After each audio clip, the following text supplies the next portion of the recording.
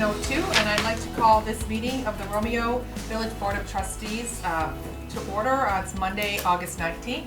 Please stand and join me for the Pledge of Allegiance. I pledge allegiance to the flag of the United States of America and to the republic for which it stands, one nation, under God, indivisible, with liberty and justice for all. Thank you very much. Roll call, please. Bartholomew? Here. Edwards? Here. Fowler? Yes. Hart? Here. Poznanski? Here. Seidel? Here. President Malzahn? Here. Full house. We have a quorum. Thank you very much, everybody. At this time on our agenda, we have the approval of the minutes. We have minutes from August 15th for our closed session, and we have minutes from September 9th for our closed session. Would you like to? Sorry. Sorry. In your board packet, you have minutes from August 19th. We can look at those first while Catherine gets those minutes prepared to pass out. Unexpectedly delayed. Do we have a motion to approve the minutes from the 19th? Make a motion to approve the minutes of the 19th. Yeah, Edward, this is yours. Support. got Support, initials. okay, This is so mine. we have motion by Bartholomew, support by Poznanski. Yeah, Okay. just All so right, you these two go get down your by copies you. back. You gotta turn them back in. Minutes. Motion by, I'm sorry, who? Bartholomew, support by Poznanski. Discussion? You said you had something to add? Yes, just under trustee report where I spoke, I talked about 7 different items and there was only 2 mentioned. I was wondering, I would like to get all 7 of them bullet pointed. Okay. You can write them out, but I'd like to just point out that it's under officer reports. And so at that time on the agenda, the appropriate business would be for duties that you have performed as a trustee in the performance of those duties. And I think several of those were just comments or concerns that you may have shared. And so those would be appropriately to put at the bottom under public comments, or we could add council comments back in. Okay. But I'd like to limit that to officer reports. Okay, well, because last time I did that, then I was told I should have already said it, but that, I can change. Do that. Do you want to give me a bullet point then? Sure. So I'm Do you want me to getting email it it to correctly? you? So you don't write it all down right now? I can write it out. Oh, yeah, however it's Okay. fine. I'll- Just so I get the I'll email correct it to you. information. Yes. Any other discussion? For the minutes of the 19th? All in favor then? Aye. Any opposed? Okay. If you've had a chance to review the closed session minutes for, let's look at Monday, August 19th. I'll move to approve the minutes for that closed session on the 19th. So we have a motion by Hart. Your support? Support. Support by Poznanski. Monday. Okay. So we have 3 sets of them? So this is Monday, The 19th. 19th. Right. So this was after our regular board meeting from last month. Was there any discussion on those? All in favor? Aye. Any opposed? All right, I'll pass those back in to Trap, and she'll take care of those. And then you have closed minutes from September 9th, our meeting of last Monday. I'll make a motion to approve that from the September 9th meeting, closed session. Support. Motion by Hart, support by Poznanski. Any discussion? All in favor? Aye. Any opposed? Abstain.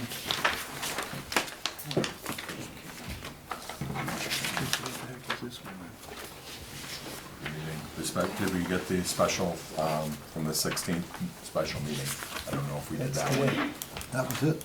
That was the first Oh, one. 16th, that's Yeah. right, okay. Yeah. That was it. Yeah. So we just had the 3, so we should be good with minutes. Yep. Okay. Oh, yep, I will. Next up on our agenda, we have the approval of the I'll bills. correct that. Cindy still hasn't quite got That's the, wrong. All right, Yeah, I'll Sorry. correct that with the correction. Thank you. all right. That gets turned back into. I think you have a couple of extra reports in your packet. Cindy hasn't quite caught up with what we're gonna email out and what you're gonna get, but, so those are duplicates. You should have them in your email as well, but we do have the approval of the bills. We have 2 sets. We have the council bills in the grand total of $82,510.71. And then we have the general, which is grand total $1,770,895.04. A lot of that was just moving money. We have opened up all of our new accounts at Chase Bank, so we moved and closed money from PNC into the new Chase. That's why it was cut in the form of a check, so that we could transfer it over, because they wouldn't really give us cash. So, Fair enough. Suitcases. yes. So, we have a motion to approve the bills. Make a motion to approve the bills? Support. Bartholomew, support by Hart. Any other discussion? Now, do we need, the council approval to do that, to change banks, close out and move money, or that's just? It's all on your approved banking institution, so it's part of the treasurer's duties to make that motion, or to make that transfers, and just to let you know that that was what was done, so. Was that, because I know we approved for her to invest. Was that under that motion? Is that what that would be We under? approved a separate list of approved financial institutions that we can do business with, that we can invest with, that we can bank with. And it's her job to perform, see who offers the best interest rate, the lowest fees associated with these accounts, and to make those determinations. So Chase Bank is the one that she operated. We have a new municipal banker there, Rob is his name, so we have So are we fully over liaison. there now? We have nothing left at PNC? I think there is still a few more for streets. I think there were 4 street accounts and 1 for police, as that was Yes. the forfeitures, driving, right, yes. that still needed to be moved. So we were just waiting for a couple final signatures to get that account at Chase open before she went and moved those monies. Yeah, we should be in place by this week. Any other discussion on the bills? We're gonna take a roll call on that, please. Bartholomew, Yes? Hart, Yes. Poznanski, Yes. Seidel, Yes. Fowler, Yeah. Edwards, Yes. President Malzahn. Yes. Motion carries. Perfect. Up next, we have the approval of the agenda. I would like to make one change. If we could just move the Turning Point presentation up to either above or below item number 7 for public forum. I'd like to sort of make that a permanent change in our agenda, that if people are coming for a presentation or to give a special, you know, I guess presentation, that they be allowed to sort of hold that spot as a marker. So I'm gonna try and make that, and if we need to update our rules of order, because that says how the agendas are gonna be, we'll bring that forward, but So special presentations, absolutely. yeah, to just bump them up to the top, if that's okay, because it seems courteous to everybody. So if it's okay, I'd like to move item number C. We can move it to 7.5. All right, are you making the motion, or do you want? Yeah, I'll make that motion. All right, I'll support. All in favor? Aye. Any opposed? And that's a permanent, we're gonna make that a, I'm gonna suggest that we make that a permanent structure of our agendas, so that we don't have to keep doing it, because it seems like every month we have yeah, a one. month or so back, we made a gentleman wait like 2 hours. Yes, I agree. Well, we have to be here. Right. He doesn't have to be here, but you have to be here. There were no other changes to the agenda, correct? Everybody was good with it? Yep. Okay. Next up, we have correspondences. I have just one letter that I just wanted to read from a Kathy Weirderman. She did not provide me her address. I guess I see it here, 291 Fairgrove Street on her envelope. Just finished my morning walk on the village sidewalks, and they are in very poor condition. They are becoming worse every year. There are large bumps, broken sections, or pieces completely missing. Marking uneven sidewalk with spray paint or patching bumps to create ramps does not help. A person with limited vision cannot see spray paint or someone walking at the dark. Sidewalks are a danger to all walkers. As a person who used to have 2 family members in wheelchairs, the sidewalks are unusable for them. We had to use the street, which is not a safe option. Please try to find a solution to create safe sidewalks for Romeo. Thank you, Kathy Weirderman. So she'll be happy to know that we're gonna address that later in our agenda, but sidewalks are definitely a concern and on people's minds, so. Thank you for sending that letter. Next up on the agenda, we have public forum. Is there anybody who wishes to address this board for any agenda item? Hearing none, let's move on then to our Turning Point presentation. We have Dominica, here with us tonight. She has brought a booklet, a folder with some documentation. We'll take that back to the village hall. For anybody who needs to pick up some resources, we can certainly do that. We have the purple ribbons that she would probably wish us to all take out and wear, and thank you for being here tonight. Hi, good evening. Dominica. I'm a representative for Turning Point. I've worked there many, many years. I run our community advocacy program, which is called CAP, which what I do is work with primarily interns that work with women and children and men that have accessed our services, looking for any community resources out in the community and helping to break down barriers that they may have with domestic and sexual violence. We are always safety planning. So the reason I'm here today is because next month, in a couple weeks, is October's Domestic Violence Awareness Month. So 1 in 3 women and 1 in 4 men report experiencing domestic violence in their intimate partner relationships. These relationships are categorized by power and control, whether or not physical tactics of control were used. October across the nation is recognized as Domestic Violence Awareness Month. There are many common dynamics within intimate partner relationships where power and control tactics are used.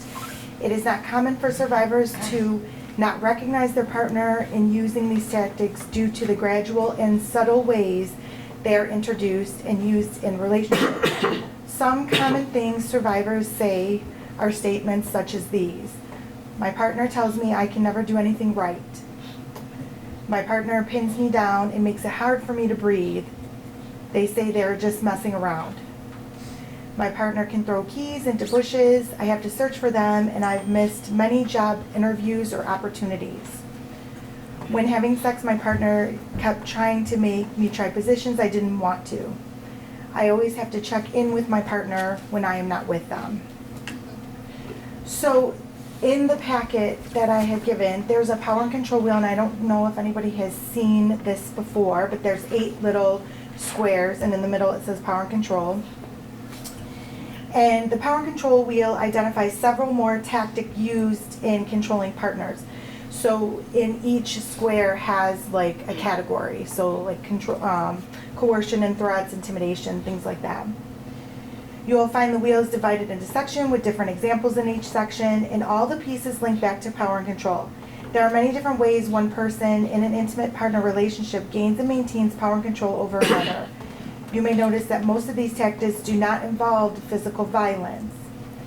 Every 5 days, a survivor in a power and control based relationship is killed by their intimate partner in the state of Michigan. Recognizing and identifying power and control dynamics and offering resources such as Turning Point to survivors can make a difference to someone and may even save a life. So thank you very much for letting me address you, and do you have any questions or thoughts or?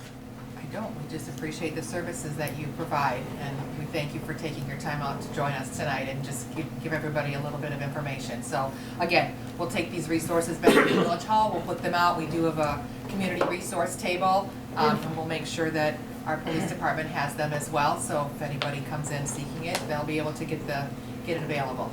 So, Okay, we appreciate your all support. right. Thank you so much. Absolutely. Thank you. Appreciate it. Okay, let's move on to officer reports. The president report.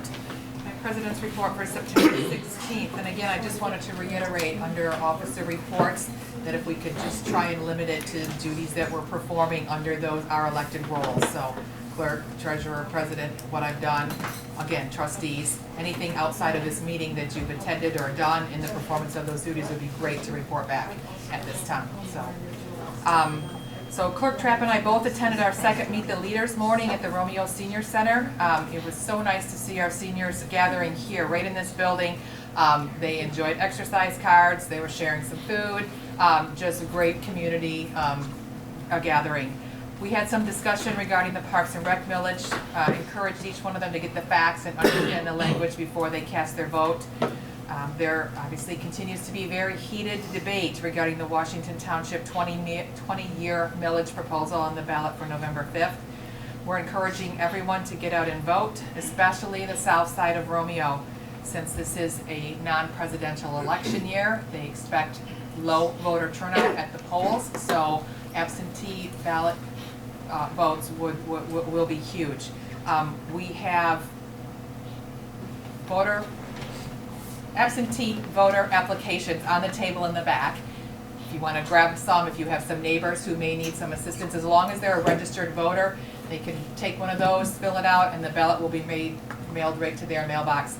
We have them in the village hall. Anybody wants to come in and pay their utility bill, you want to grab a ballot, we'll make sure that it gets to the township and the ballot gets mailed to your door. If you cannot get to the polls and you cannot get to the village hall and get one, call me. We'll bring one to your house. It's that important that the 550 voters here in the village of Romeo do not have their voices overshadowed by the 10,000 residents voting in Washington Township on this millage. So please make sure you get the facts before you cast your ballot, and if we can be of assistance in that, please let us know.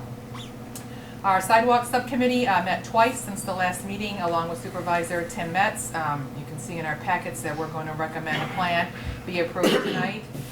I really wanted to thank every one of our village employees, especially our police, dispatch, and DPW for doing such a great job over Labor Day weekend. We had a record turnout of attendees. I'm sure everybody who saw everybody walking around town and enjoying the festivities. It was a great year for us. I have heard of no major incidents, so thank you for keeping us all safe. We really do appreciate it. Tomorrow morning, I'll be attending a celebration hosted by Arlington Industries. They came before us yesterday with our last month at the MEDC to ask for that IFT consideration for that building. And it looks like they have chosen Romeo to move into for their new home. So they're doing a signing ceremony tomorrow, and I'll be attending. And I really wanted to thank all the efforts by the Macomb County Economic Development Corporation for securing this investment, not only in Macomb County, but right here in the village of Romeo. I am going to add just a small side note, because they'll be presenting that IFT, I'm going to do some studies and bring some numbers, what we already have in current tax abatements, so that we can sort of keep tabs on that. It doesn't do us any good to have the tax base if we're not actually collecting it. So I want to make sure we're not overextending what we're offering to our businesses. Love to have them here, want to help them as much as we can, but I just want to make sure that we're not giving away the farm here. Okay. I hope everyone has noticed how spiffy our water tower looks. Again, thanks to Supervisor Tim Metz and for getting the crew here to power wash it. It looks spectacular. I had no idea until they started cleaning it that it really was in that bad of shape. And I hope you've all taken a look at the pictures that Catherine posted on Facebook. It's quite a magnificent transformation. He's also arranged for it to be inspected. So prior to any other work, we'll make sure that everything is in tip-top shape and no other maintenance needs to be performed, because it's obviously a very important asset to us all. I just received an email of congratulations just before I came to this meeting tonight from SEMCOG. We have been awarded a grant of $2,400 for our PACER study. That's a $0 match grant. I learned of that grant when I went down to the Traffic Institute hosted at SEMCOG, and we approved HRC to do that application for us. So we're going to have that work done. PACER study is what's going to help us with our asset management plan for our roads. First part of that process in assessing what do we have and what's the condition that it's in, what's it going to take to bring it up to a standard rating. So that's great news.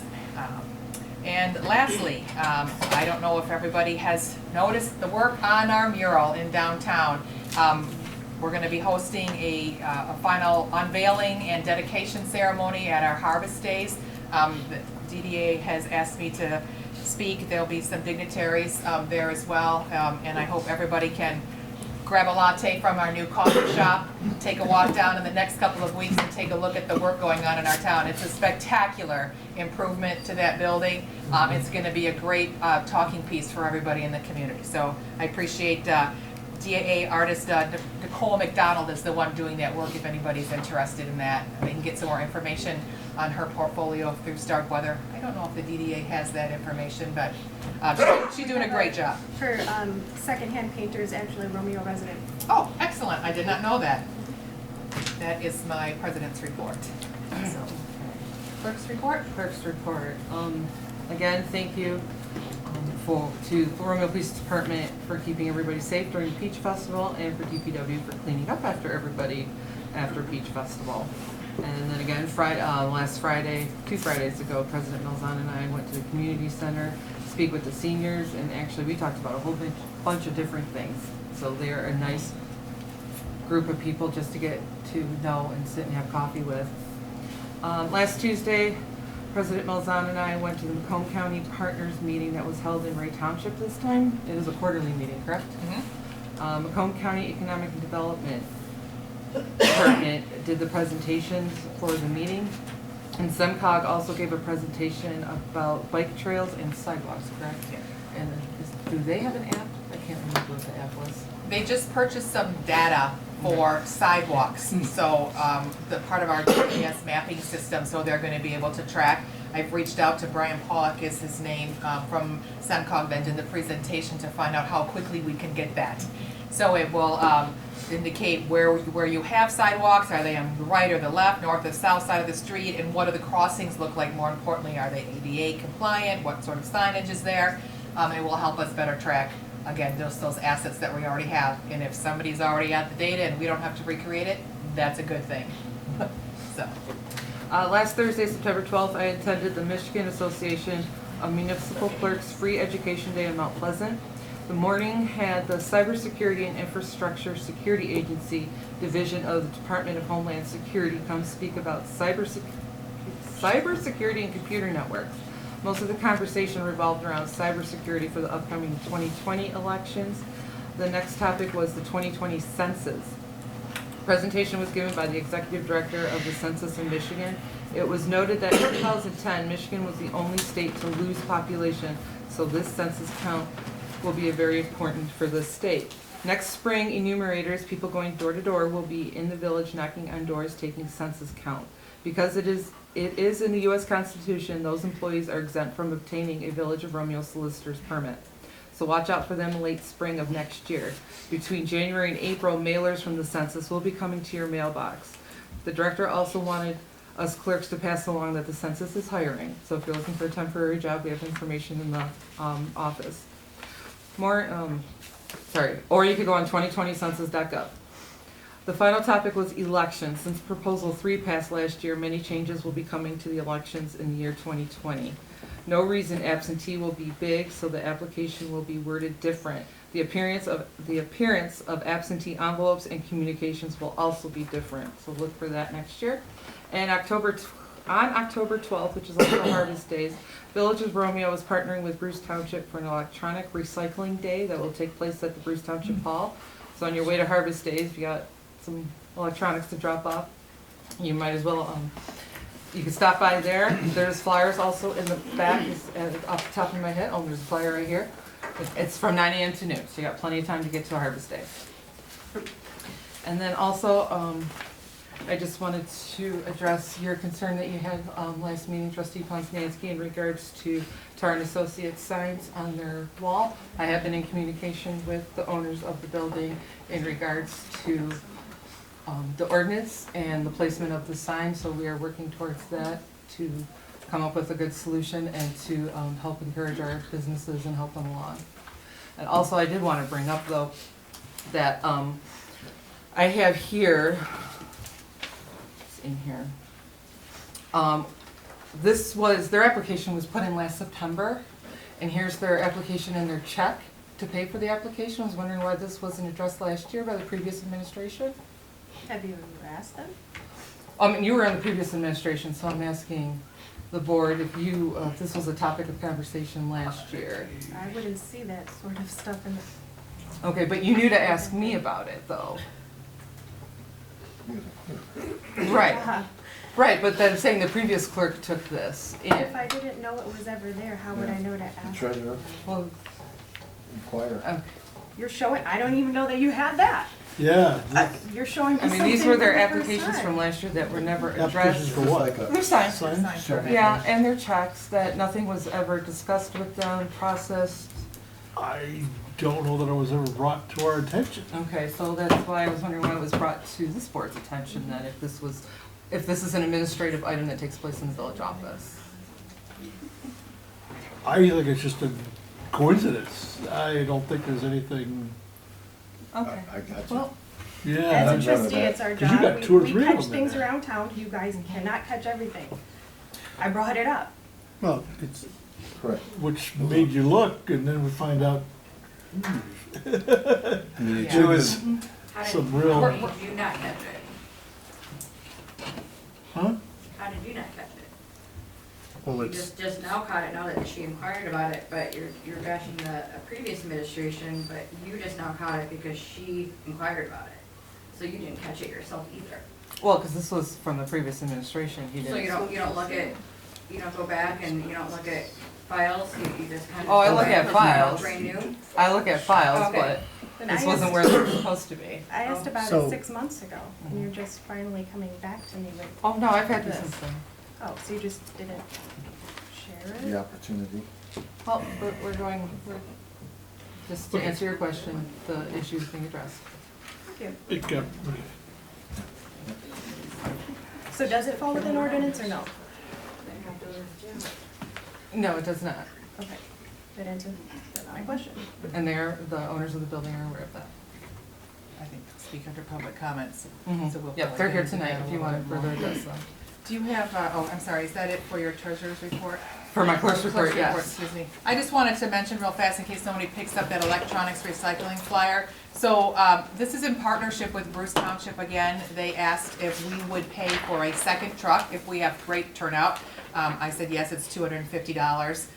So they have one truck with another one on standby. You can take in computers, accessories, cell phone, home phones, radio, stereos, TV, DVD players, Blu-ray, fax machines, game consoles, pretty much any sort of electronic. And this, the items will be crushed and environmentally disposed of, not refurbished. So in case anybody was. So hard drives would be destroyed. Correct, yeah. So I just thought it was a great opportunity. And then this happens every 2 months, so the next time they'll be at the Village Hall. We're gonna trade off and on, because always a What's the good date of that? collaborative effort. October 19th. Oh, 19th, I'm sorry. Yep, October 19th. so this is the Oh. first time we've done it though, right? in the This is the village? first time that the village has been asked to And we're partner gonna- with Bruce Township, and I snapped at the And opportunity we're gonna do it to, every other. every other one, yep. October 19th is the Harvest Day though. No, I Is that just spoke, I separate? thought it was the 12th, Okay. because I I didn't know if left my there's flyers two. up there. Yeah. New. So we're good with that. Okay. Again, there's flyers, so. Did you have a report from our treasurer was do. unable to be here at the night? I thought she gave you something to read, correct? Yes, she just gave me a small report. Today's the last day to collect taxes, so if you haven't paid your taxes, you can slip them in the overnight drop box that we have. And we are now in the process of investing. We have communicated with Huntington Bank and the name always, National Bank Securities, and we should, monies have been allocated or as far as decided out of the accounts, and they should be opened and processed by the end of the week. We will officially have investments. And that's all she, conservative investments? just see, They you have to know, be. Yeah, just to there's see how they five. roll. Yeah, Good. And that is the treasurer's report. perfect. Did you want to mention the audit, just in passing, or? Sure. Okay, just the dates. Oh. that- Our upcoming audit for the Village of Romeo starts on Monday, October 7th. Should last about 4 or 5 days. So we are also in the process of getting all that prep work taken care of on what is requested from our auditor. And that is pretty much almost everybody in the office has a responsibility All to hands on consider deck, right? to help with the audit or even DPW. Perfect. Okay, I have up the trustees report. Is there anybody that wanted to speak on any other trustee duties right now? I do. Okay, go ahead.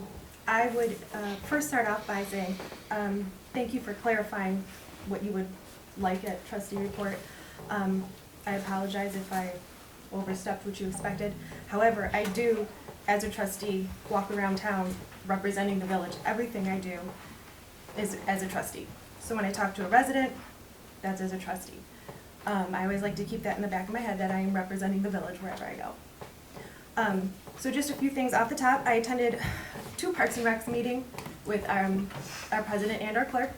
One with Washington, and then another trying to see if we can get some other municipalities to, if the Washington, they're gonna inevitably break away. What can we do to make sure that we're covered? I also attended Coffee with Pete Lucido at Four Corners Diner as a trustee.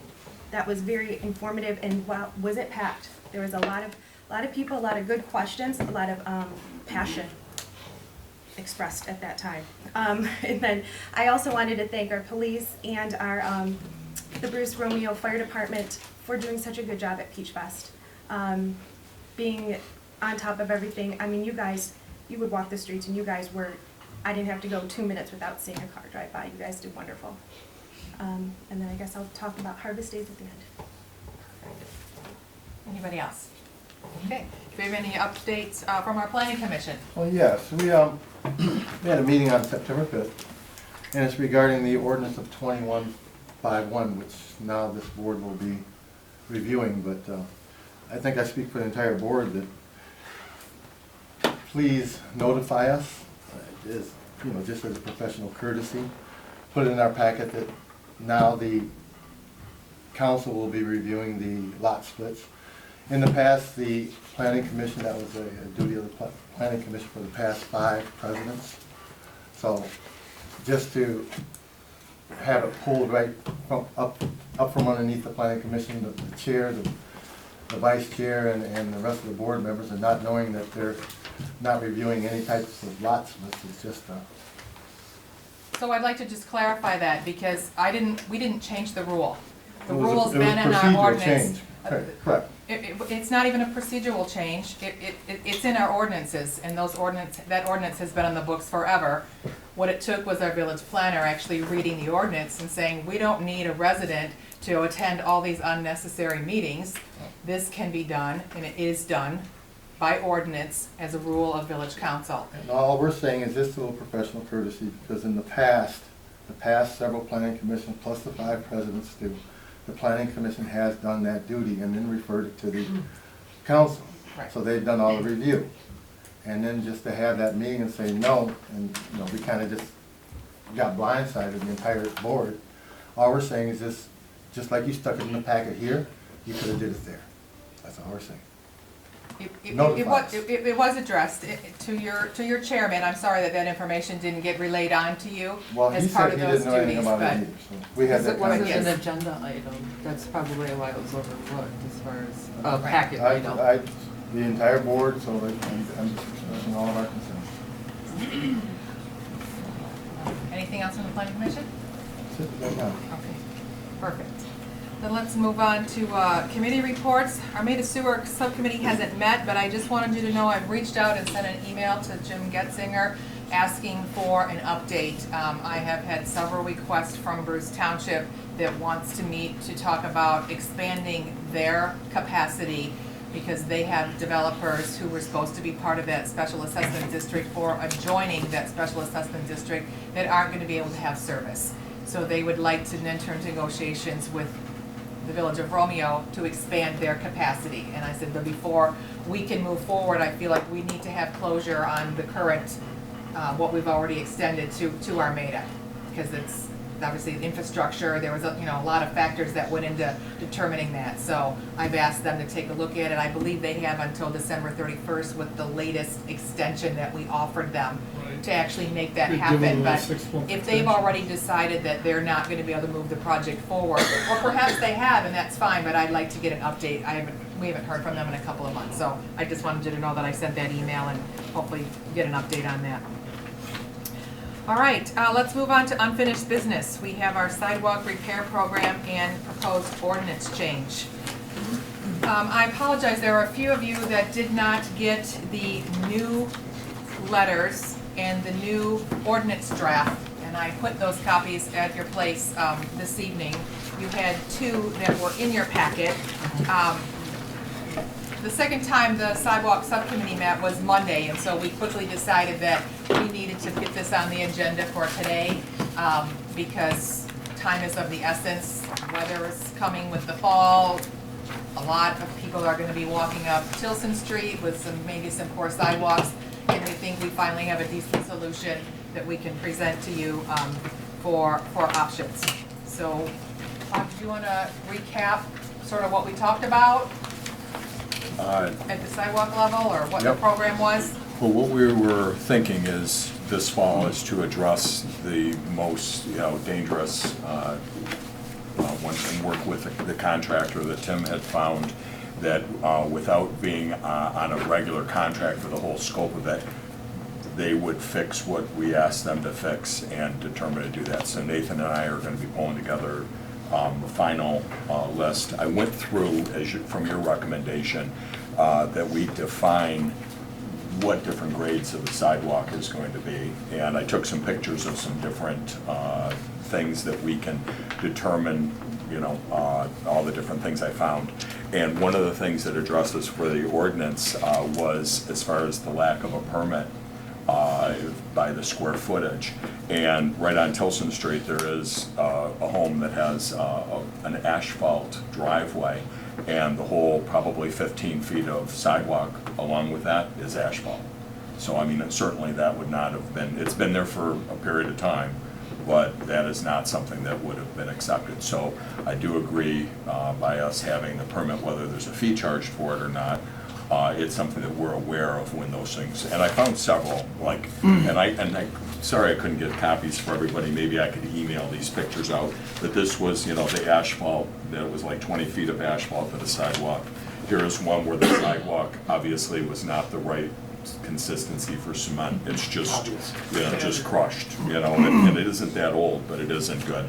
Ones where residents have tried to do what they can to kind of patch and fix things, actually putting some things to, put a little ramp up where there's some things that, applaud them for wanting to do some effort, filling in sections where it was missing. So obviously, there's some things that we would do there, but definitely as the one, letter had gone through, there are, sidewalks that are definitely hazards. There's ones that are raised up maybe 3 inches and spray painted orange, as we had talked about before, so we need to address that. The board, our subcommittee talked about focusing maybe on, and then this is what we'd like to have. This is one where a new driveway came in and there's, some nice, so this Is that the one is, on Cook Street? this is what, yes it is, this is on Cook Street. So, this is my dog walk. Yeah, that's turn my too. So this is on your street and Tilson. But, look on focusing on some of the areas that were on Tilson, because we do have 60,000 people that are going to be coming down in the next month. So for a safety, focus on that street. There's some adjacent to that, Cook and Pleasant, but then there's some other streets that we can address as well. So I'm not sure of the full number, but we can get probably a couple hundred slabs of cement taken care of. And I like the fact we can kind of cut our teeth on this, where the contractor will take care of whatever there is. It's going to be the worst one, but they're going to take care of roots if it's the roots that are there and taking care of it. So this should just give us a good starting point, and then we can plan on how we'll move and how we'll budget for next year. Perfect. So when we took a look at our existing ordinance that we have right now, and you have a copy of it in your packet, there was some really confusing language on the last page is what we're proposing to change in the ordinance, where it says no permit shall be required for construction or repair of less than 50 square feet of sidewalk. We want to eliminate that because, again, we think that there should always be a permit so that we understand what work is going on, and we can have our DPW supervisor just go out there and make sure that it's up to our standards. So I revamped the sidewalk permit. You have copies of the old one in your packet and you have copies of the new one. For those scopes of work that are less than 20 square feet, I'm just going to suggest that we waive the fee. If people need to replace one slab, which is roughly 16 square feet, depending on if it's a 3-foot or 4-foot slab, I don't think they need to pay a permit fee, but again, fill one out so that we have an idea of where the location is, and we can go back and make sure that, again, it's going to take care of everything. We did not have a curb cut and approach spot on the current application. It's also very common to have both of those pieces of work being done at the same time, sidewalk repair, curb cut. So I included that just so that it's an ease of use for our office staff. And then I updated the information for the sidewalk program. So our thought was that if we could identify a contractor which we did. We had Supervisor Metz get us some bids. He got one, no thank you. He got one that he didn't even want to submit a bid. The third one, I don't think ever also submitted a bid. The Raps Concrete, which you have a copy of his proposal in your packet, gave us the price. And so we're pretty comfortable knowing what Sterling Heights has paid and the limited. And just in rough numbers, if you take the Sterling Heights proposal, and they had given me the updated information, and again, they have all different ones, but if you took the total bid, which is over $1 million, I think it was about a $1.1 million yearly budget that they're working with. The cost was a little over about $110, I think, would be, if you threw in, some roots and different things, all of the numbers that they had, you added them all up and you divided it, it came at $110 a square. So we're at $140 for a much smaller, and without the contract and being able to work as we work, that's where we kind of came up that we were comfortable. $140 a square or a square foot? 140 Well, I think a it's slab, 160, 16 square feet. $160 per slab. Well, that took into account, when we came up to that final price of $160 a slab, that took into account most scenarios where there could be a tree, which is causing a lot of our heaving issues. So if they have to go in and grind or eliminate some roots in the problem, that scope of work is included in the pricing. So it shouldn't be an additional fee. So we took a look at, I'm sorry, I forgot how many addresses we actually typed up on that list, but I think that there were roughly about 100 or 150 addresses that have been identified having some sort of sidewalk issue in front of their property. So we budgeted $50,000 in our budget this year. If we took a look at, okay, what kind of cost sharing savings can we give our residents? We think that we can charge them a 50-50. So if we are paying $160 a slab, it's gonna cost a homeowner $80 a slab to get their sidewalk fixed. I don't know that they could get it done any cheaper than that, even if they were just going to Home Depot and buying the bags of Quikrete themselves. So That's if they use our contractor. that's it, right, if we use our contractor. So what we're trying to do is to sort of get the worst of the worst identified right now. The biggest safety concerns, Tilson Street, Minot Street, there's a couple that are on Main Street, and along East St. Clair, that we can have our contractor, we'll notify the homeowners. I'm gonna send them this letter that announces the program, ask them for their participation. They have 10 days to notify us from the date that they receive the letter that they wanna buy in on this. And we will let them know how many slabs that we've identified on their parcel ID when we send the letter. So we'll say, at this property address, you have 3 slabs that we've identified are in urgent need of repair, and if you want us to replace those, it's gonna cost you the $80 per slab. But if they don't want to, If they don't wanna do it, then they have 20 days to adhere to our ordinance as it is on the books right now, which basically says it's the homeowner's responsibility to maintain and not let their sidewalks fall into disrepair or areas of public safety. We will in turn reimburse them for 50% of the cost of the concrete only. On average, that's about $46. So that's what we've been cutting those checks for. So it's a much cheaper plan for our homeowners to sort of buy it in bulk. I think in the springtime, we can refine this after we get through the first batch.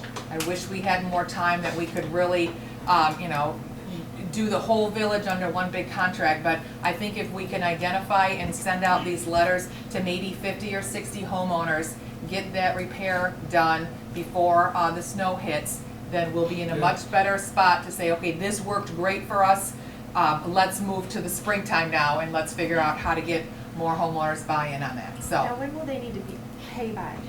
They need to let you know within the first 10 days if they want to participate, and then when Yes. when will they be When they required to pay? submit the application, the monies are usually taken. When the permit application is submitted, just like any application for a permit, they would give the money at that time. So within the so- 10 days? Yes. Yep. What do you do when Sir. someone's seriously got 10 or 12 just seems- slabs that they're trying to do? Is there any payment plan That's we what would I'm offer wondering. That just anybody? seems like a Because kind I of know short notice when you one got- particular and house, I you're on a think, tight budget. yeah, every slab they have needs replacing along Prospect Street.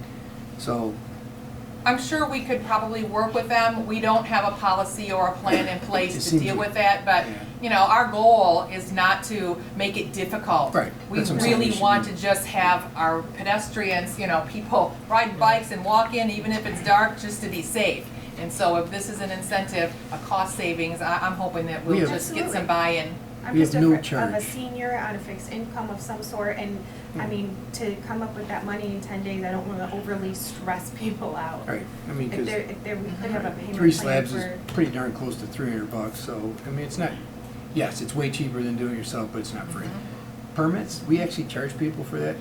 We have charged. Can we nuke yes. that? Because, I If they're mean, good, we yeah. shouldn't charge a person to fix their sidewalk. If it's part of the we're doing- sidewalk program, the fee is waived. Right. All of it? All No of it. matter what? Yeah. Okay, because I know you had 2 prices. They still need a Because permit. then the other one, we possibly have to inspect it. If they're gonna say we're gonna Okay, have it so do it if you themselves. follow our we need to program, no inspect fee, it. Exactly. you go out on your own a fee. Yes. So that's another 35 or 40 Right. bucks they save by The doing that, rep so. is, you know, he's reputable. That he's needs to local. all be documented so that it makes sense, right? Here's what it would cost you to do on your own, here's what it's gonna cost us, plus we're waiving the permit fee. So, Wait Yes. both ways. because RAPS, you know, is gonna do it our way. Well, I wanna charge somebody if they're going You got against the residents just taking program. Did you find out if any of the grant money can apply for this, or what kind of We would things have you to say? submit like specific addresses we can find out. Is it geographically, or is it anybody in the village? that It's can apply? geographic. It's They have the geographic. studies, I'll have to retrieve them from the CDBG. Okay. Could some of those monies that, we give away at the beginning of the year that we're getting in the county, could those be applied to? That's what Bob just asked Okay. about, our community block Yeah. grant funding. Yeah. It only applies to certain areas, so what we need to take a look at is that address list, and do they fall in those areas? Because, yes, if it can help offset the cost of the homeowners $80, we already have the money there. Yep. So, for sure, we'll look at that. Yep. So, that's the sidewalk program in a nutshell, and I think the sidewalk subcommittee wanted to make a recommendation that we at least approve for the letters to be sent out. I did have Mark review this, that was what facilitated the new one that was on your table this morning. He sort of made sure I was all covered and changed up a few words. I can read that out if you want me to read out how that new letter reads, or if you're comfortable, we can just get a motion to. So, just one more question. Mm-hmm. When, based on timing, right, we're ahead of the weather, we're ahead of the Halloween deal.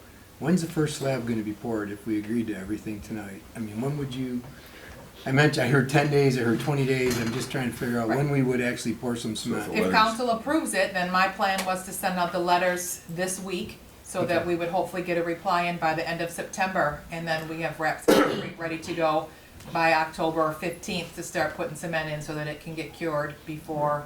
But the We've got problem is you've preliminary got ones. traffic on Tilson Street starting October 15th. That's really the, I just Yes. hate to have all those barricades up and, you know, because Yeah, people start The- trekking the up and down timing- that The street. timing is critical, I grant you that, so if it can't be done in a timely manner, then we just may need to wait till after Halloween, but we were just hoping to sort of push it through and get them out there sooner rather than later. But I guess if you get a response from somebody a day after they send you the letter, can we start the next day? I mean, can you really get moving that quickly? Well, it's probably up to the It's contractor. up to reps, then, right, yeah. but I mean, if you start getting them rolling in, which I would think you would, I don't think anyone's gonna sit on that for 10 days, especially if they live on Tilson. They would roll on it pretty fast, and as long as reps is ready to rock and, And when he is ready to rock, what he'll probably do is he's gonna get there in the morning, knock out a slab. I mean, we really don't start getting people until later in the afternoon, evening. so we're gonna have a lot of cool footprints in the slabs that evening?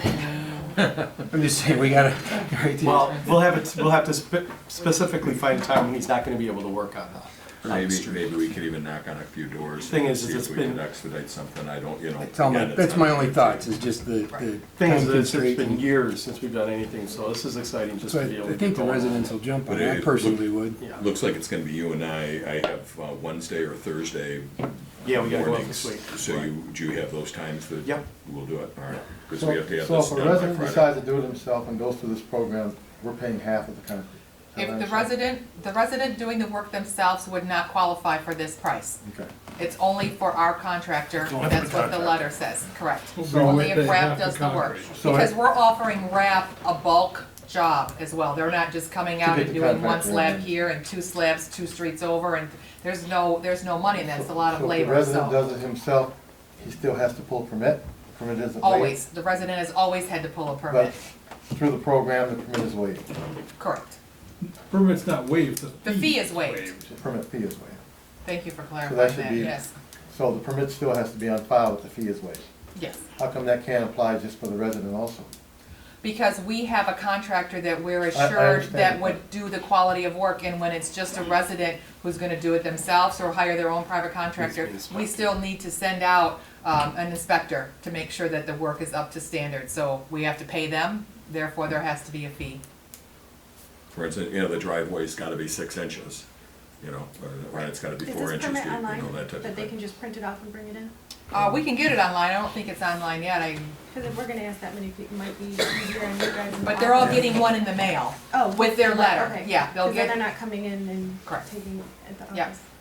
And again, those were the examples where it wasn't done properly. Well, I mean, those are different, but you do have people out there that know how to do their own sidewalks. Yeah, and matter of fact, like this You have an one awful lot wasn't of done by us. contractors running Their around. contractor did all this work. I mean, that wasn't done by the village or Well, that our was poured person, with so. in conjunction with the driveway. Right, yeah, but I mean, it was done professionally, and, I mean, they still would need to have a permit, so.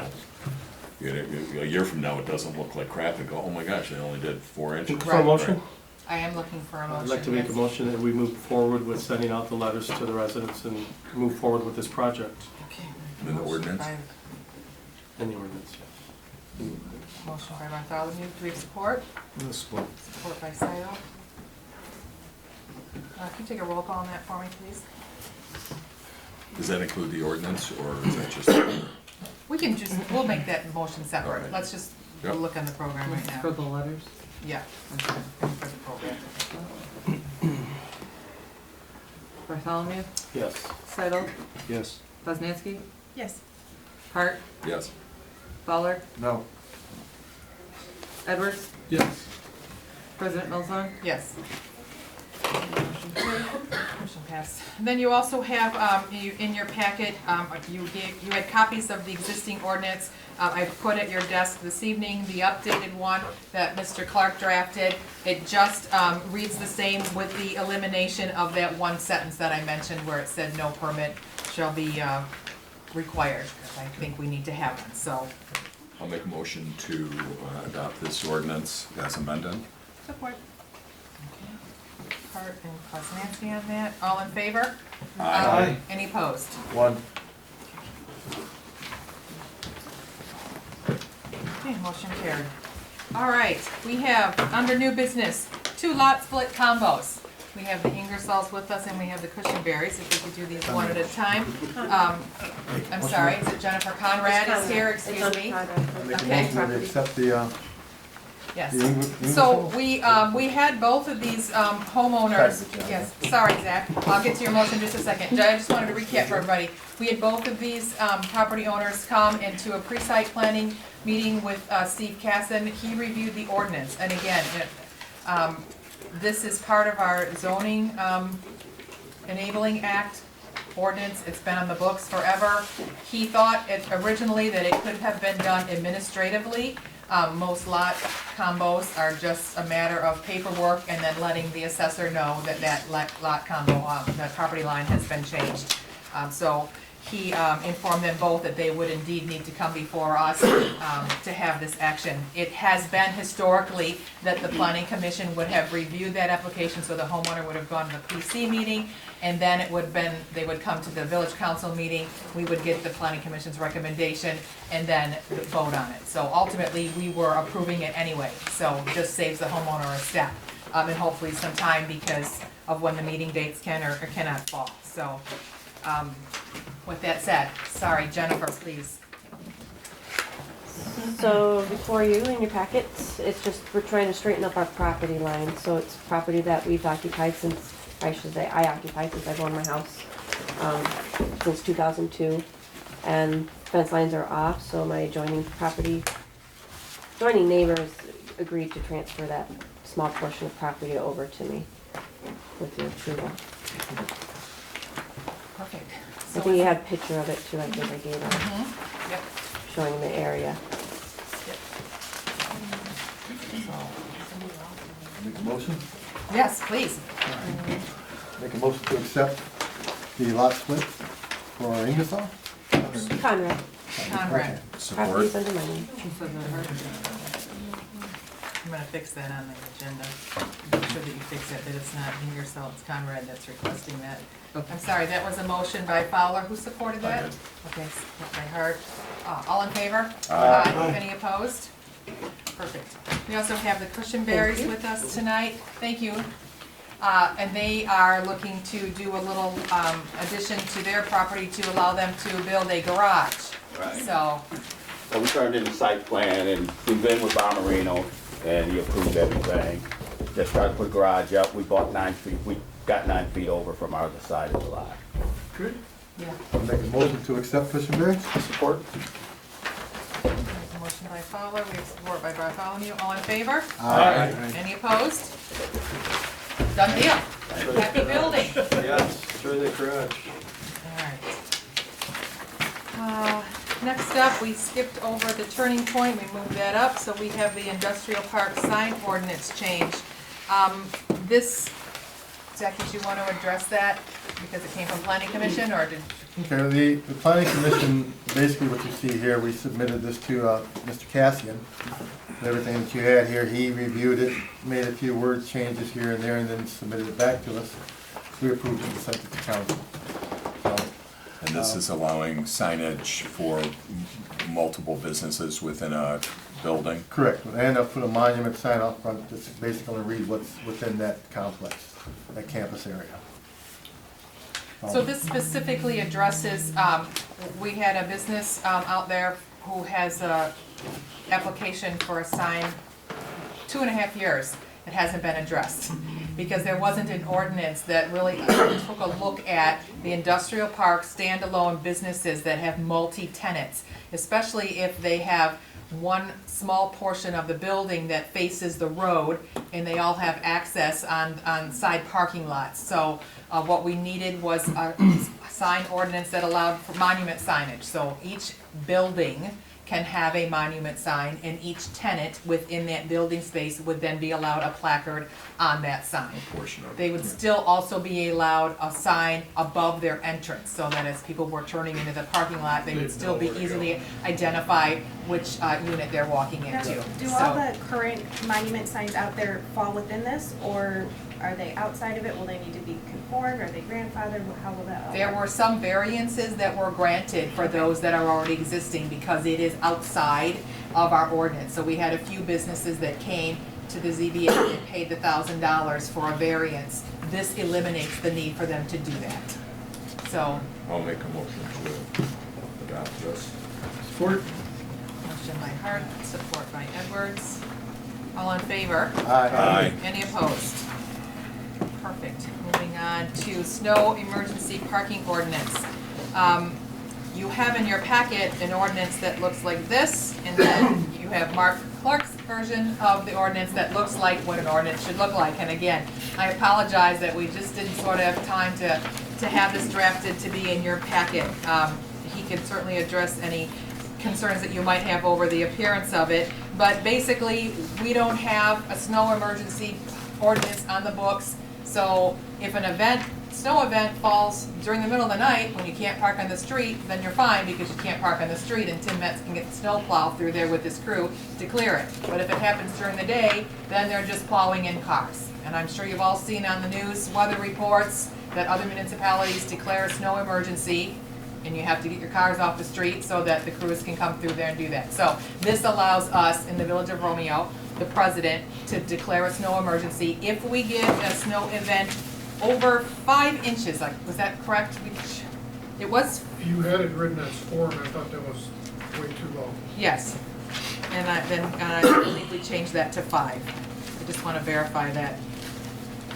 course, Now, is it's, there any kind of signage that goes out on the streets or anything, or? no, it just is when it's declared, the president would try and notify, as many media outlets as possible. So it would probably be scrolling across, against, or along the bottom of Channel 7 or Channel 4, Channel 2. We would put it on our website, we would put it on social media.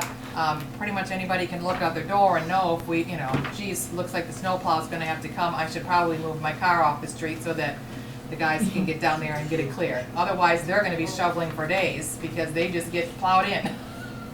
So, Is this something we'll send out to the residents, maybe with some general mailing or something else they get? I mean, we already did the water quality or, any kind of thing like that we notify them that we're gonna adopt this. it's part of our code of ordinances, so it's not one that needs to be published. So it's just one that would get adopted and we would just try and inform them at meetings like this or. Even start now. I'm sorry. It will be. It will be published. Oh, I'm sorry, I'm incorrect on that. But that doesn't get the information out, but like the Facebook page and the website, I'd even say if we adopt this now, that we even say there's been a change, that we've adopted this to get people to just be aware that there's gonna be, Give a heads up. snow, they gotta get the car out. Because right now, they figure, they just have to be off the street by 3 in the morning, and that's when the plowing happens, so it's a change.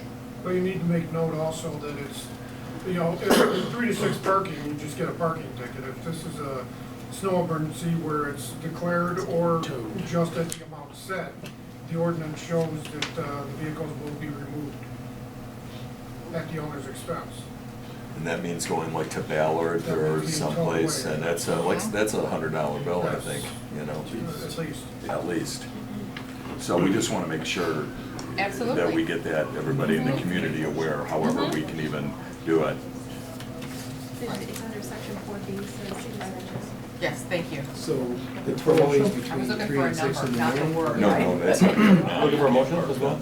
But I am if there's a looking for a snow motion. emergency, it's 5 inches, we declare it, it could be 4 in the afternoon, and you gotta have your Yeah, car what off if you're the at work? street. Yeah, you pull your car out in the morning and then you head to work. Could you call in the? Yeah, how do you do have that, no right? idea I it's mean, been I get it, I declared, or- understand you gotta do it, but, Right. because Well, I'd like to make the motion that we adopt this ordinance. I mean, Snow- I think- Snow emergency. I didn't mean to talk You're over good. your motion.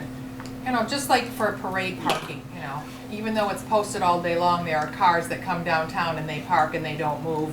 And our officers are there not necessarily just running a ticket if it's 1 minute past whatever the posted time is. They're knocking on the doors, they're talking to the business owners to try and figure out whose car that is, to give everybody Understand. the latitude to move in. I mean, I can't say in every instance that that's going to occur, but I have every confidence that our police officers are going to afford as much of that accommodation as they possibly can within reason, so. If somebody calls in and lets you know, they'll have it out the way.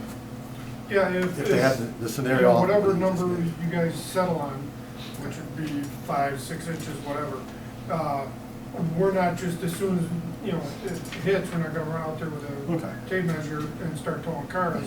If DPW's not coming out until the middle of the night, we won't start doing anything until they're ready to do their work. All right. Is there a time from the time that it's declared that they have, for instance, if it's declared at 4 o'clock, do you have till 8 If it's o'clock at declared night? during or- nap time and no one wakes up for 2 hours to know. I mean, is there, Because I don't turn the TV on. Well, I mean, the good thing is we already have an ordinance where there's no cars in the street overnight. So that's good. Right. Most of the snow emergencies happen overnight and they're declared in the morning and then people aren't going to work anyway because, school's canceled and you can't get out of your driveway.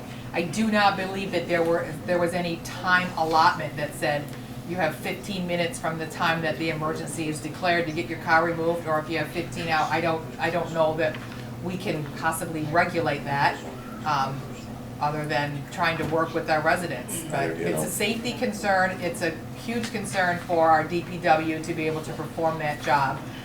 They're out there at 3, 4 o'clock in the morning trying to take care of the central business district because, But there cars has to can be some park kind of there. reasonable time. Let's say it's noon and you're calling it at noon.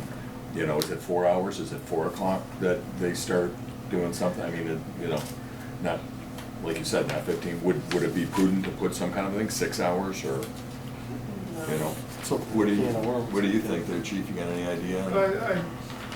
You don't get, well, I still don't know what number you're settling on. Are you settling on It says 5 or 6 inches? 5 inches, Right. 5 inches, You yes. don't get 5 inches in like a half hour, Right.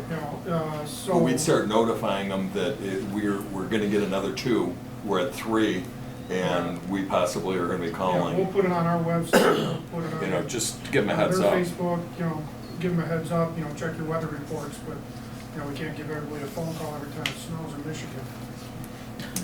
And we are supposed to have, unfortunately, a very snowy winter. The woolly No cattle. one thinks it's coming, but I've heard it from, yeah. The farmers all caterpillars over. are extra But like I furry. said, if this is happening and it's starting to snow at 12 o'clock in the afternoon, by the time you get to 5 inches, it's gonna be at least a couple hours. Then the DPW is gonna decide when they start working. We're not gonna run out and start towing cars, We might ticket a couple here and there, but, we're not gonna move anything until the DPW is ready to do their work.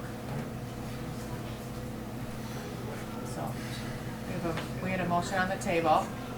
Do you want to rescind that motion to allow for a time allotment, or you want to just follow up with your I'm motion? just gonna go with my motion. Okay, should you write that, do you want to recap that for me? Oh, we just said to adopt the ordinance. Okay, to adopt it as presented? Yes. That was your motion, okay. Do you have support? Support. Motion by Bartholomew, support by Edwards. All in favor? Aye. Any opposed? Get that on the books. You have in your packet just the 2019-2020 mills renewal. This is just a standard procedure. Once we set the budget for the fiscal year, we've historically just approved a renewal of the existing millage rate. There is no increase. This is what we've passed for as long as I can remember. 13 mills on the general fund and 1.5 mills for municipal streets. And we didn't do this when we did the budget, I thought. We did not. We did. We Yep. have till We usually September. do. We have September. Okay. We usually do, I thought, but we usually, so that's why I was like, wait, Right. did I? there's a handful of stuff that we're handing into the county all at once due by Okay. September 30th. So, we meaning me and the treasurer. I'll make a motion to To approve the mill approve renewals? the bills Support. Okay. as is with no raises. So everyone knows that. Yes, no increases, no changes. It's not for 20 years. No.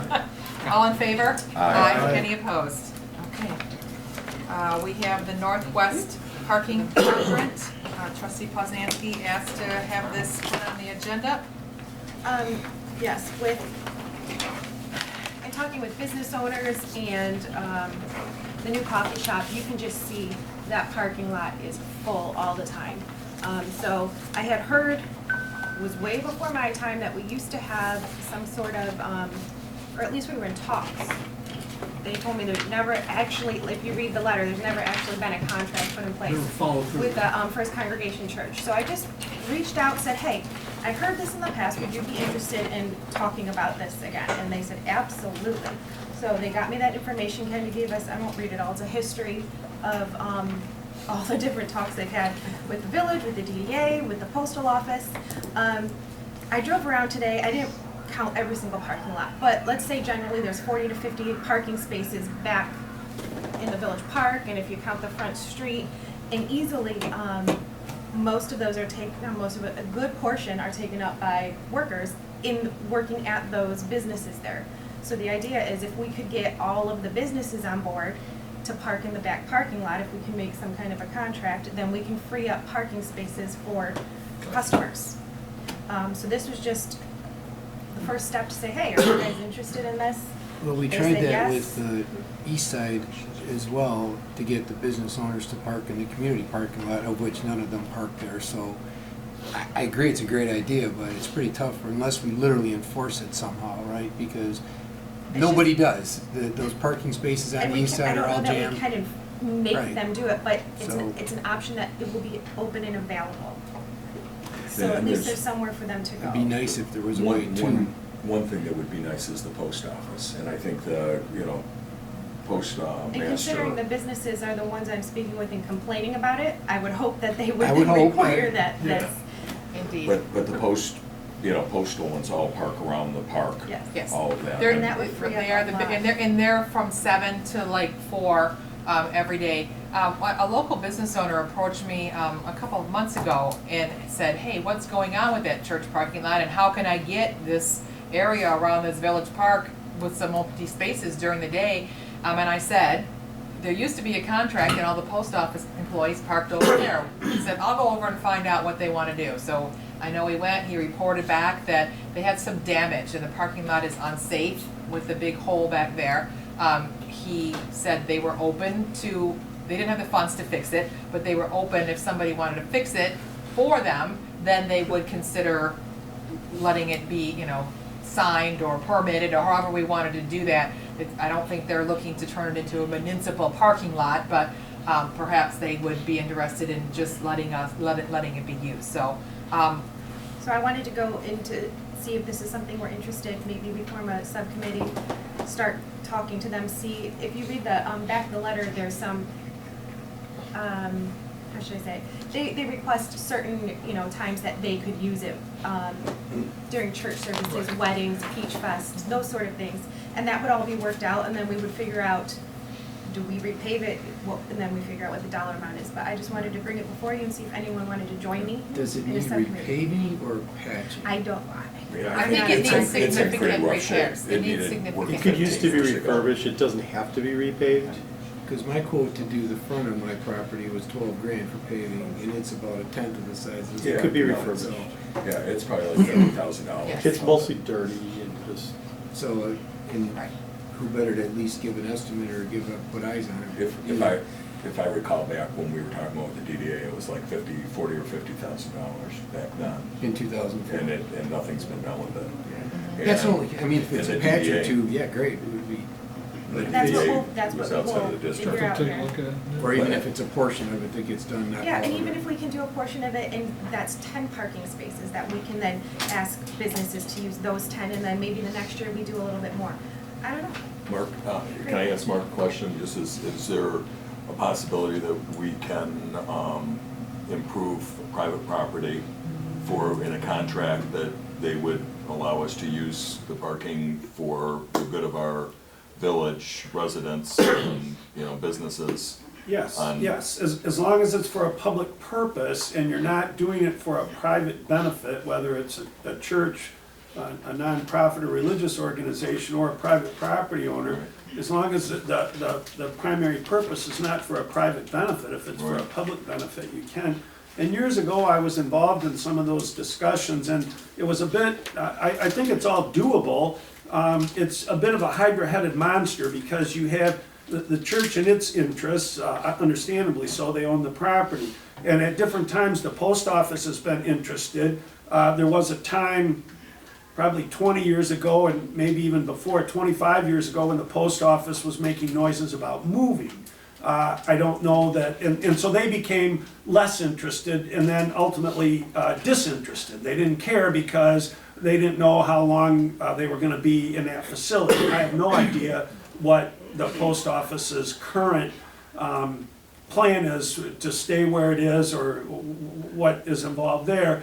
And then the library was an interested party, and now the merchants. I really think somewhere in there, there's a solution. You just gotta get all the moving parts to maybe stop moving and then put them together in a complete picture. But I definitely think it's worth a look at it. And I think, again, depending on how it's proposed, and depending on what your anticipated final agreement would be, it would be a proper expenditure of public money. It just depends on what that agreement is. But I definitely think at the front end, it would be worth looking into. I don't think there's a prohibition at the outset of using public money. It just depends on making sure that it's cast properly.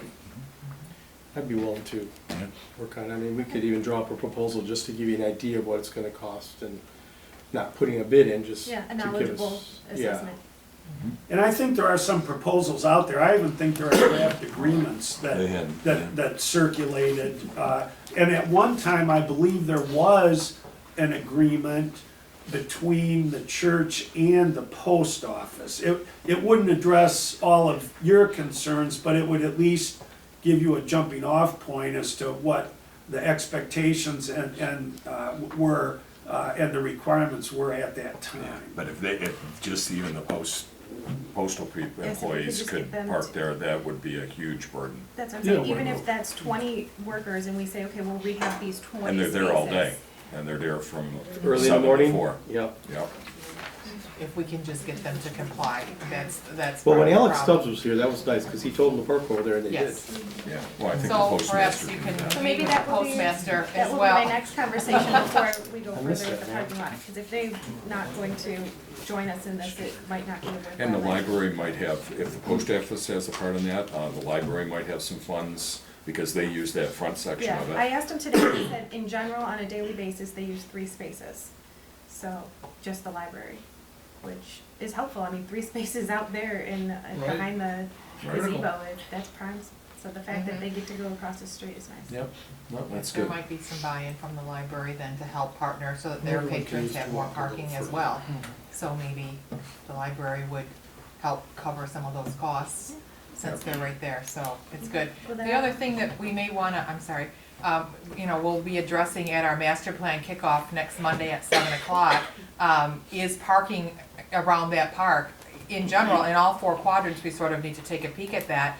But I'm gonna propose that we take a look at maybe making 1 or 2 of those streets one-way, and then changing that to angled parking instead of parallel parking and doing an audit. If you try and pull out by the Village Winery during the day onto Wall Street, you cannot see until your car is already out in the middle of the road. I'm sorry, there's just no clear line of vision. It's a safety hazard to pull out there. So I think changing that to one-way, there's certainly enough ins and outs in that quadrant that if it's beneficial, if the Newberry's audit the same. proves.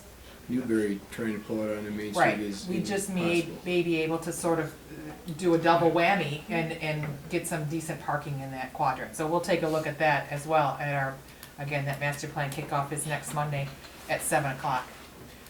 So, I spoke I will over go you. ahead, I Yes. will go ahead with that. Nate, you wanna jump on? Bob, you wanna jump on? And Sure. Okay, I'll I can keep do that. everyone in the loop with emails and such. Perfect. Thank you for that. Last on our agenda, we have a DDA appointment. We had a resident, Mike Kraft, who moved out of the village, so he tendered his resignation. I had several qualified candidates that I had conversations with, and I am recommending that Tom Stevens be put on the DDA. He would serve as of when he's sworn in September of 2019, until December of 2022, because that's the position that he's filling, so not quite for 4 years, but. I'd like to make the motion that we accept Tom's letter and have him join the DDA. I'll support. It goes to December of 22 or April of 22? December of 2020. This says November, I'm sorry, yes, it says December, because last year when we started doing appointments, it would end in December, appointments are gonna be made in January. We always had this arbitrary April already sort of built in, and so we're gonna look to change that, because by ordinance, appointments upon a newly elected officer would be at the first public meeting where they're seated. So then those appointments should be made in the December or January month of an election year. So if we sort of wean our way off to a December term expire, everything should eventually fall in line.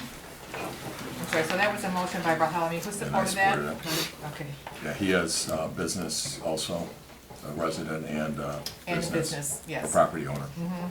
But it's more residents, because there has to be a certain proportion of residents and business owners, so he That's a qualifies. twofer. Yes, exactly. So all in favor? Aye. Any opposed? Perfect, that concludes our new business. We have public comments. Are there any appointments for the historic that are signed? No, they just happen to be on the same spreadsheet, sorry. So it's just the one for the DDA. Do you have anybody from the public that wishes to address this board? Mr. Char? I'm Greg Tar. I own the building at 167 South Main that has the sign that's in question. So, just to set the record straight, Catherine has copies of this when she came out and visited with me.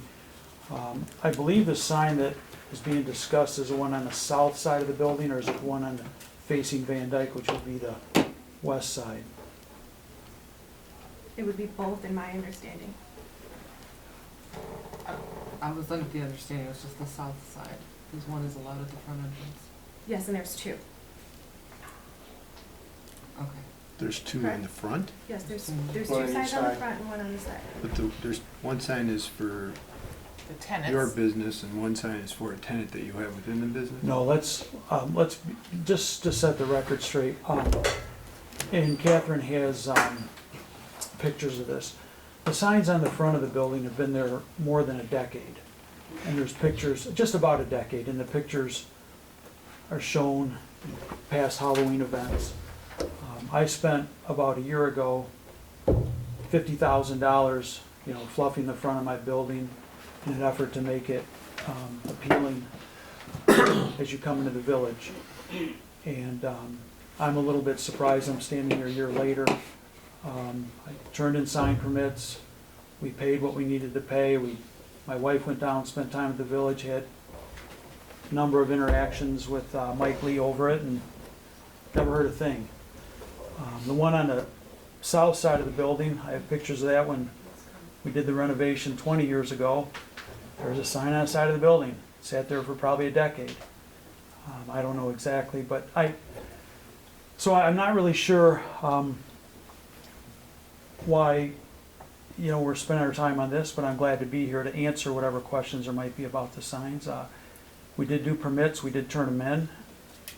We had a discussion with Mike Lee about it and other folks, whoever else my wife might have talked to down there, and of course Marion prior to that, and everybody seemed to appreciate the building for about 20 years, and now all of a sudden we're 20 years into owning it, and there seems to be somebody out there that just doesn't like the front of my building. And I'm really saddened by that, because we work very hard to do things right and try to put the right image on that building as you come into the village. I hear a lot of talk tonight about trying to help the business owners get more parking and do these sorts of things. But then I hear tonight about how we're gonna try to maybe look for some selective enforcement on a sign. So I'm here because I heard that this was gonna be discussed, and I think we followed the protocol. I think the precedence has been set for well over a decade, 20 years virtually, with signs on the front of the building, and two past administrations that seem never have a problem with it, and now here we are. So can anybody add anything to that, or? We just sealed across the street just tonight, Dr. Shonda's foot business. And knowing that this was going to come up, I stood across the street, and Greg, your building looks beautiful. The greenery that you have in the front, the two signs are like perfect. I don't understand where there's a problem. I've never had anybody say anything to me like, you see it perfect. No, you guys constantly improve on it. I think it looks good, and I hope that this is the last we have to discuss it. So part of the concern in this is that according to our ordinance, there's no provision given for signs that are in need of repair. So the situation when we had conversations with Greg, Catherine's went out there and met with them on more than one occasion. The sign was rotting. It needed to come down. It needed to be repaired. Our ordinance right now says if you take it down, then you have to put it back to be complying with the current ordinance. A lot of the signs in our central business district are non-compliant signs. I would rather be proactive and say, look, if a sign is in need of repair, if it's going to fall and hurt somebody because it's rusty, or if the screws are too old, or whatever the issue is, I think we need to take a look at our ordinance and say, if you need to take down a sign for repairs, you can put the same size, the same structure, the same whatever, refurb it and put it back up. And they don't need to pay $1,000 to go before the ZBA to get a variance to put up something that has been there for 20 years. It just seems to be a no-brainer to me. I think our position in this village is we want businesses to be in our central business district. We want to help them succeed. We want to make every effort for new businesses to come in here to say, what do you need? What can we help you with? We have a new bank going in that has a drive-through that wasn't allowed in our office district.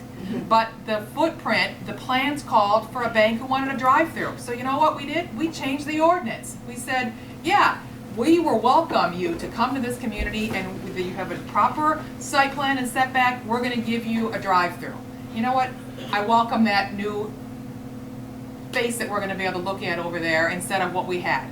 If the TARs change their sign and they put up a monstrosity, something different than what was already there. I mean, granted, it's different because it's been refurbished, but it's the same footprint that it had before. I do not see a reason why he would need to then not have a sign there because it's not in our ordinance. Is that why this is coming there? It was there, it was grandfathered in, but because they did the maintenance and cleaned everything up, it was taken down temporarily, refurbished, put back up, and that made it not compliant. Correct. Is that the reason this is there? Otherwise, we That's the wouldn't be reason there. why it is here, So, yes. Because Then let's even change- our Then we homes, change the ordinance. like, yeah, I think that's what we need to do. It's perfectly fine. I think we need to do that. Because, for instance, my home, my front porch has a railing that's this high, which I like. I'm sitting out there, you can see over that.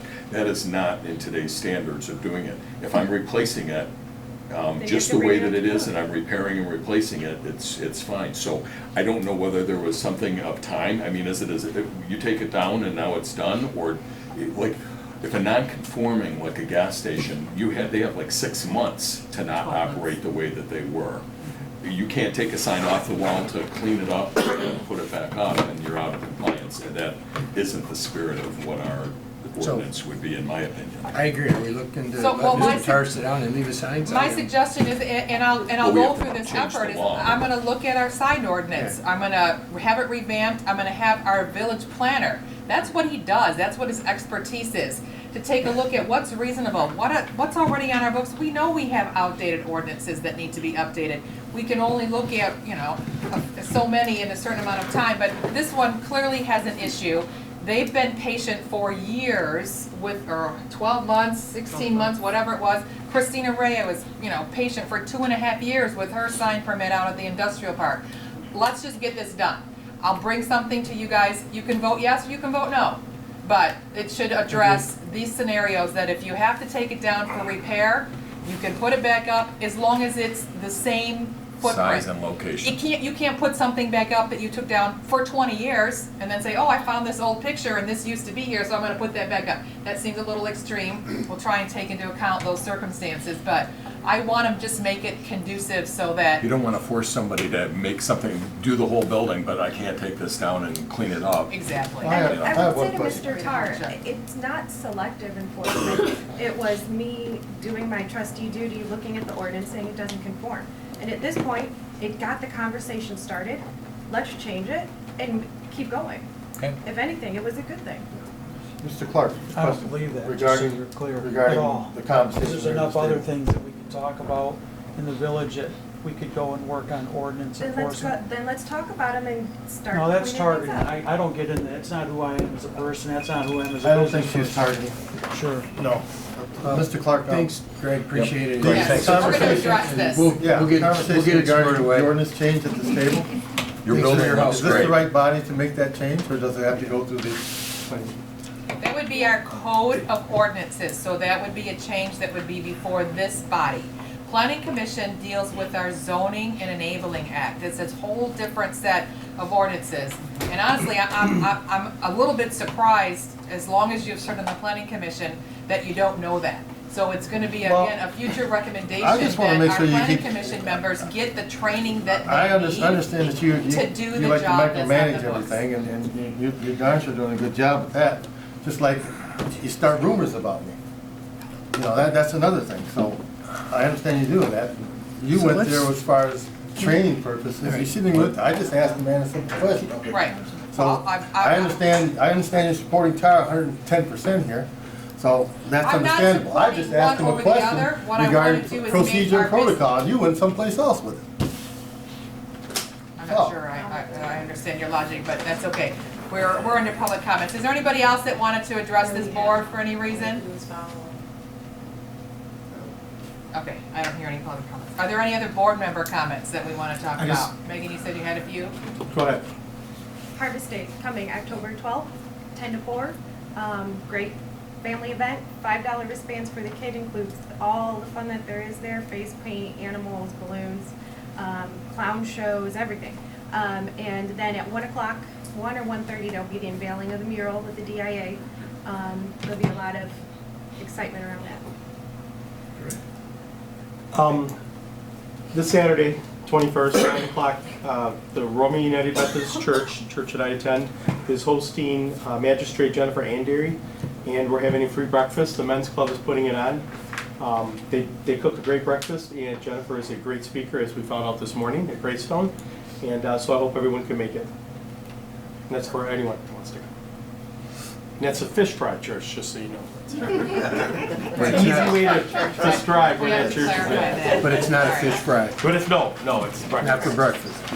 I just have one more order of business. I just need to take a survey. So at next month's meeting, HRC wants to come and do a SAW grant presentation. We've been working with that SAW grant with HRC for well over, I don't know, a year and a half, 2 years. And it's coming to its conclusion. They want to present to this board their findings. There'll be a video presentation. I do not know if you want it during our regular scheduled meeting, if you want to consider a special meeting, or if you want me to schedule that portion earlier before our next board meeting. Was my thought to have it at 6:30. Those can attend, and then our regular scheduled meeting would start at 7. Do you have any feeling for how long the presentation will be? She said between 30 and 40 minutes. So, Yeah, I wouldn't want to call it special. We only budget 4. We've already used. I agree. very loud. Yeah, set it half but hour. I don't want to have 6:30. everybody sit here, so 6:30 would work I for think so. everybody? Okay, then I'll see with HRC, and we'll post that appropriately, but let's see if we can't do that. We don't need a quorum, so if there's anybody who can't make it, just certainly let me know. On Monday. I'm sorry. Could it be thrown in on Monday with the, what are we doing, what is it, the plan, What, the master plan? I don't think they're ready. That Yeah, would be I the don't think they're same. ready, because there's a lot of mapping and And the store people attending footage to that are. and really cool, nasty stuff you get to look at. I'm sure everybody will be riveted, but, no, it's great work on our asset management plan for that, to move that forward, so. Zach? Anything else? Otherwise, we're looking for a motion to adjourn. Oh, I second.